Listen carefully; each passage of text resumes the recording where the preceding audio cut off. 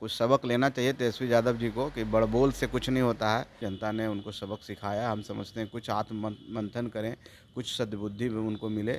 EVM में क्या करिश्मा किए जितनी ज़्यादा सीट आप लोग जीत करके आ ये रहे हैं? जनता का करिश्मा है। पहले से बैकग्राउंड बना के रखा था, ग्राउंड तैयार करके रखा था कि ये सब बात करेंगे। आप देखे नहीं कि नेपाल बना देंगे, तो इस तरह की बातें आचरण तो उनसे ही उनके ऊपर शोभा देता है। परिणाम से एक दिन पहले तक तेजस्वी यादव, मुकेश सहनी दावा कर रहे थे कि 18 तारीख को हम लोग शपथ लेंगे और प्रचंड बहुमत से हम लोग जीत करके आ रहे हैं। उसको कैसे देख रहे हैं आप? उन लोग को पता था कि हम हार रहे हैं, लेकिन हारे हुए खिलाड़ी क्या बोलेगा कि हम हार डिप्टी गए। सीएम का शपथ ले रहे थे मुकेश सहनी वो तो। तो बेचारे चिल्ला रहे हैं बहुत दिन से, डिप्टी सीएम 60 सीट पर लड़ेंगे, 60 से आगे 15-20 सीट पर। राजनीतिक समझ होती तो आज उनकी ये हालत नहीं होती। अगर हम लोग के साथ रहते हैं तो आज माननीय होते।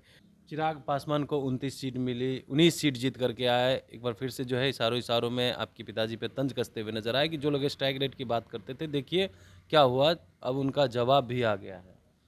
नहीं, ऐसी कोई बात नहीं है। वो तंज तंज किसी और पर कसे हैं। स्ट्राइक रेट की बात है तो स्ट्राइक रेट हमारा भी किसी से कम नहीं है, लेकिन ये सब बातें फिजूल की बातें हैं। नमस्कार, आप बोले भारत देख रहे हैं। मैं हूं आपके साथ कमलेश। एनडीए की प्रचंड जीत हुई है, लेकिन विपक्ष के लोग एक बार फिर से जो है ईवीएम पर ठिकरा फोड़ रहे हैं।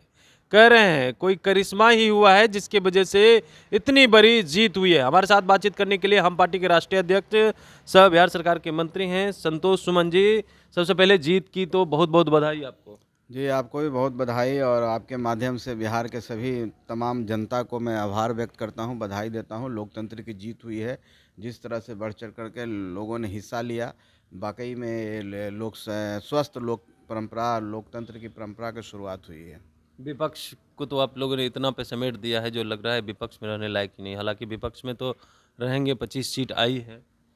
चलिए ठीक है, कुछ सबक लेना चाहिए तेजस्वी यादव जी को कि बड़बोल से कुछ नहीं होता है। बड़ी बड़ी बातों करने से, देह हाथ झाड़ने से कोई कुछ नहीं होता है। जनता के बीच में जाके काम कीजिए, जनता के बीच में अपना आचरण सही रखिए, तब जाके जनता आप पर विश्वास करेगी, तभी कुछ वोट मिलेगा। नहीं तो इस तरह के बॉडी लैंग्वेज और इस तरह की बातों से, आरोप प्रत्यारोप लगा करके आप किसी को कुछ चोर कह देने से जनता उस बात को दिल पर लेती है और उसका बदला लेती है। जनता ने उनको सबक सिखाया। हम समझते हैं कुछ आत्म मंथन करें, कुछ सद्बुद्धि भी उनको मिले और आगे जा कर के उनको कुछ फ़ायदा हो। इससे मैं शुभकामना उन लोगों को देता हूँ। ईवीएम में क्या करिश्मा किए जितनी ज़्यादा सीट आप लोग जीत करके आ रहे ये हैं? जनता का करिश्मा है, और जब जनता आपके साथ होती है, जनता का आशीर्वाद जब आपके साथ होता है, तो ये सब बातें फिजूल की बात है। विपक्ष तो है बेचारा, कहेगा ही। पहले से बैकग्राउंड बना के रखा था, ग्राउंड तैयार करके रखा था कि ये सब बात करेंगे। आप देखे नहीं कि नेपाल बना देंगे, तो इस तरह की बातें आचरण तो उनसे ही उनके ऊपर शोभा देता है। हम लोग काम करने में विश्वास रखते हैं और एकजुट होकर हमने काम किया, और उसका नतीजा आज 14 तारीख को सीटों में निकला।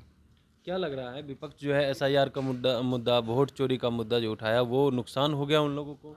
क्योंकि अ, लगातार कह रहे थे कि वोट चोरी कर रहे हैं आप लोग इस बार। निश्चित तौर पर नुकसान हुआ। देखिए, कोई गलत बात को बार बार बोलिएगा तो गलत बात तो कभी सत्य नहीं हो सकता। कुछ देर के लिए भ्रम फैला सकते हैं, कुछ देर के लिए बरगला सकते हैं, लेकिन उसको सत्य को झुठला नहीं सकते हैं। विपक्ष ने कुछ देर के लिए बरगलाने का काम किया, लेकिन सत्य सत्य होता है। सत्य सामने आया। एक व्यक्ति का नाम नहीं कटा, और जनता ने के सामने दिखा कि वो लोग झूठ बोल रहे थे, और उनका परिणाम मिला। उन लोग हारे। परिणाम से एक दिन पहले तक तेजस्वी यादव, मुकेश सहनी दावा कर रहे थे कि 18 तारीख को हम लोग शपथ लेंगे और प्रचंड बहुमत से हम लोग जीत करके आ रहे हैं। उसको कैसे देख रहे हैं आप?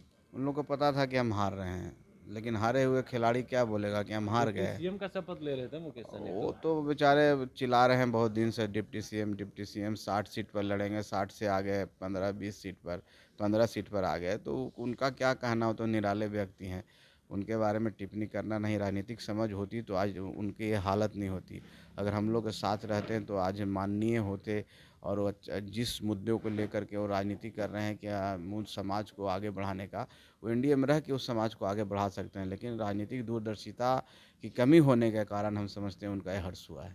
चिराग पासवान को 29 सीट मिली, 19 सीट जीत करके आए। एक बार फिर से जो है इशारों इशारों में आपके पिताजी पे तंज कसते हुए नजर आए कि जो लोग स्ट्राइक रेट की बात करते थे, देखिए क्या हुआ, अब उनका जवाब भी आ गया है। नहीं, ऐसी कोई बात नहीं है। वो तंज तंज किसी और पर कसे हैं। स्ट्राइक रेट की बात है तो स्ट्राइक रेट हमारा भी किसी से कम नहीं है, लेकिन ये सब बातें फिजूल की बातें हैं। और सबको मेरी शुभकामना है, जो भी जीते हैं सबको शुभकामना है। बहुत बहुत धन्यवाद हमारे साथ बातचीत करने के लिए। हम पार्टी के राष्ट्रीय अध्यक्ष संतोष सुमन थे, तमाम सवालों का जवाब दे रहे थे। स्ट्राइक रेट को लेकर के जो चिराग पासवान कह रहे थे, इन्होंने भी कहा कि देखिए हमारा स्ट्राइक रेट भी खराब नहीं है, बहुत ही बेहतर। बने रहिए बोले भाषा, बहुत बहुत धन्यवाद।